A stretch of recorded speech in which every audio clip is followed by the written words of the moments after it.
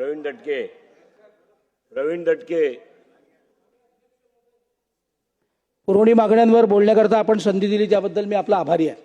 चिठ्ठी आल्याबरोबर दिली बघा. हो माननीय अध्यक्ष महोदय, आपल्या पक्षाची नावं आली नाही. म्हणूनच धन्यवाद आपलं माननीय अध्यक्ष महोदय. अन्न व नागरी पुरवठा ग्राहक संरक्षण विभाग. माननीय अध्यक्ष महोदय, अनेक ठिकाणी आपलं रेशन कार्डांच्या दुकानाच्या बाबतीत त्या तक्रारी आल्या होत्या, आम्ही त्या संमत केल्या. मोठ्या प्रमाणात शहरी भागातले याची दुकानं बंद होत चालले आणि ग्रामीण भागातले लोक शहरी भागात दुकानांची मागणी करतात. माझी या पुरवणी मागण्यांच्या माध्यमातून विनंती आहे की शहरी भागातले स्वस्त धान्याचे दुकानं शहरात ठेवावे आणि ग्रामीण भागातले ग्रामीण भागात द्यावे. शहरावर ग्रामीणचं ओझं देऊ नये अशी माझी विनंती आहे. कारण शहरातही अनेक बचत गट, अनेक गरजू लोक आहेत ज्यांनी नियमाप्रमाणे मागणी केली आहे. त्यामुळे माझी या पुरवण्या मागण्यांच्या माध्यमातून विनंती आहे की आपण या बाबतीतला योग्य तो निर्णय करून शहरी भागांवर न्याय करावा. माननीय अध्यक्ष महोदय, नियोजन विभागाच्या माध्यमातून यावेळेला मोठ्या प्रमाणात CCTV कॅमेऱ्यांचं जाळं शाळा असतील, वस्त्या असतील, एरिया असतील याच्यात करण्याचा प्रयत्न करण्यात येणार आहे असं माननीय राज्यपालांच्या अभिभाषणात होतं. या पुरवणी मागण्यांच्या नियोजन विभागाच्या मागण्यांच्या माध्यमातून मध्य नागपूर हा सेन्सिटिव्ह भाग आहे. संघाचं मुख्यालय या भागात आहे, रेशीमबाग याला लागून आहे. मोठ्या प्रमाणात VIP मुवमेंट या भागात असते. त्यामुळे इथल्या सर्व चौरस्त्यांवर सुरक्षतेच्या दृष्टीने, महानगरपालिकेच्या प्रशासनाच्या दृष्टीने, कायदा व सुव्यवस्थेच्या दृष्टीने इथे CCTVचं जाळं लावणे आवश्यक आहे. त्यामुळे नियोजन विभागाच्या माध्यमातून CCTVच्या माध्यमातून इथे मोठ्या प्रमाणात CCTV कॅमेरे लावण्याकरता निधी उपलब्ध करून द्यावा अशी आपल्या माध्यमातून विनंती करतो आहे. त्याचप्रमाणे शहरी भागात मोठ्या प्रमाणात स्लम वस्त्यांमध्ये हुशार पण गरीब विद्यार्थी राहतात. त्यामुळे नियोजन विभागाच्या माध्यमातून मोठ्या प्रमाणात शिक्षणाच्या सोयी यावर्षी होणार आहे अशी राज्यपालांच्या अभिभाषणात मागण्या होत्या किंवा त्यांनी त्यात सांगितलं होतं. त्या दृष्टीने अभ्यासिका आणि 24 तास चालणारे वाचनालय, ई-वाचनालय या माध्यमातून मोठा निधी शहरी भागात जर दिला तर स्लम वस्त्यांमध्ये राहणारे जे विद्यार्थी आहेत, जे कोणी मेडिकलला आहेत, जे कोणी IAS IPS ज्यांना व्हायचं आहे, ज्यांना UPSCत जायचं आहे, ज्यांना MPSCत जायचं आहे, विदर्भासारख्या मागास भागात, पूर्व विदर्भात, गडचिरोली वगैरे सगळे जे भाग आहेत ते सगळे विद्यार्थी नागपुरात येतात. त्यामुळे मोठ्या प्रमाणात अभ्यासिका आणि ही लायब्ररीची गरज आहे. त्या माध्यमातून निधी उपलब्ध करून द्यावी अशी विनंती आहे. सार्वजनिक आरोग्य विभाग. माननीय अध्यक्ष महोदय, एक डागासारखं रुग्णालय नागपुरात आहे जिथे मोठ्या प्रमाणात महिलांची प्रसूती आणि लहान मुलांवर उपचार चालतात.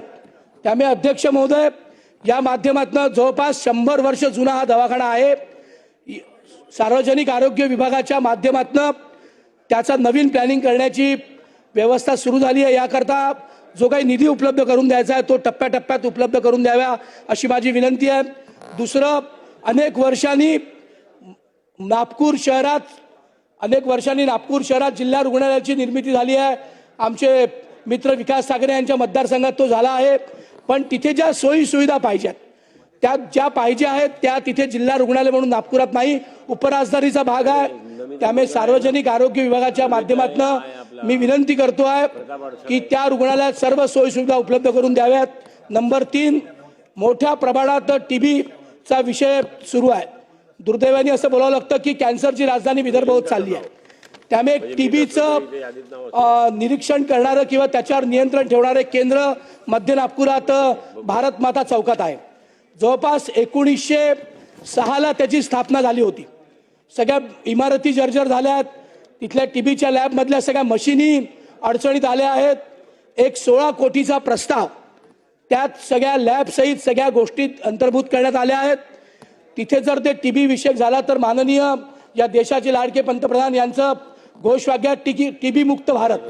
तर त्या TB मुक्त भारताकरता नागपूर आणि नागपूरच्या आजूबाजूच्या 6 जिल्ह्यांकरता एक सेंटर नागपुरात जवळपास 1.5 एकर ती जागा आहे. 1906 पासूनच ते केंद्र आहे. उत्तम काम करता आहे. विदर्भात जवळपास 4 लाख TBचे पेशंट त्यांनी स्क्रीनिंग केले आहेत. त्यामुळे त्या माध्यमातून माझी सार्वजनिक आरोग्य विभागाला विनंती आहे की टीबी सारखा टीबी मुक्त भारत, टीबी मुक्त महाराष्ट्र, टीबी मुक्त विदर्भ हे करण्याकरता, टीबी मुक्त नागपूर करण्याकरता हे 16 कोटीचा निधी देण्यात यावा. त्याचप्रमाणे टीबीच्या स्क्रीनिंग करता, टीबीचं स्क्रीनिंग अत्यावश्यक आहे. त्यामुळे विदर्भ ही राजधानी दुर्दैवाने असं म्हणावं लागतं पण होत चालली आहे. त्यामुळे विदर्भातल्या सगळ्या ग्रामीण भागात, आदिवासी भागात, सगळ्या स्लम भागात मोठ्या प्रमाणात स्क्रीनिंग करण्याकरता निधी उपलब्ध करून द्यावा. त्याच्या लॅब डेव्हलप करण्याकरता जिल्हाशा निधी उपलब्ध करून द्यावा. त्याचप्रमाणे आपलं सर्व्हायकल कॅन्सर, महिलांमध्ये मोठ्या प्रमाणात सर्व्हायकल कॅन्सर, ब्रेस्ट कॅन्सर या माध्यमातून मोठ्या प्रमाणात आढळून येत आहेत.